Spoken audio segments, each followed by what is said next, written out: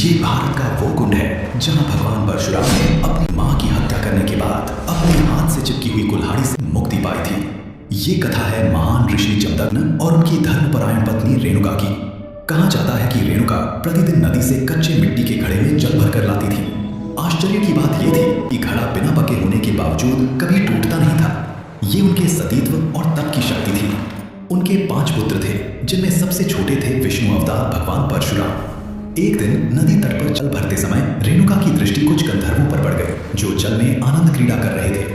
वो दृश्य क्षणिक था, लेकिन उसी एक पल में उनका मन डगमगा गया और उसी क्षण जिस शक्ति से घड़ा सुरक्षित था वो टूट गए।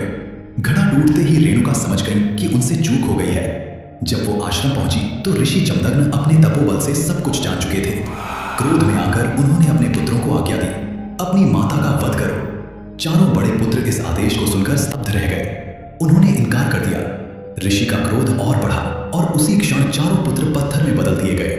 अब केवल एक पुत्र शेष था, परशुराम। उन्होंने इसे व्यक्तिगत निर्णय नहीं बल्कि पिता की आज्ञा और धर्म माना। भारी हृदय से उन्होंने अपनी कुल्हाड़ी उठाई और माता रेणुका का वध कर दिया। पुत्र की आज्ञाकारिता से ऋषि जमदग्नि प्रसन्न हुए और वरदान मांगने को कहा।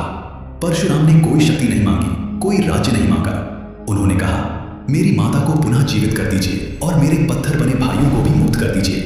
क्षण भर में सब कुछ वैसा ही हो गया जैसे कुछ हुआ ही ना हो, लेकिन कर्म का लेखा अब भी शेष था।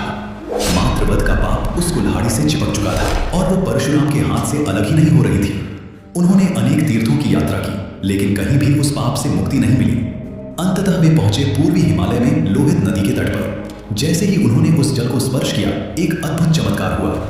कुल्हाड़ी अपने आप उनके हाथ से गिर पड़ी।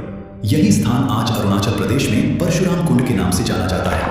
आज भी हर वर्ष मकर संक्रांति पर हजारों श्रद्धालु यहाँ स्नान करते हैं, इस विश्वास के साथ कि जैसे इस कुंड ने भगवान परशुराम को पाप मुक्त किया, वैसे ही उनके जीवन के दोष भी यहाँ धुल जाते हैं। यदि आप भगवान परशुराम के भक्त हैं तो कमेंट में जरूर लिखें, जय परशुराम।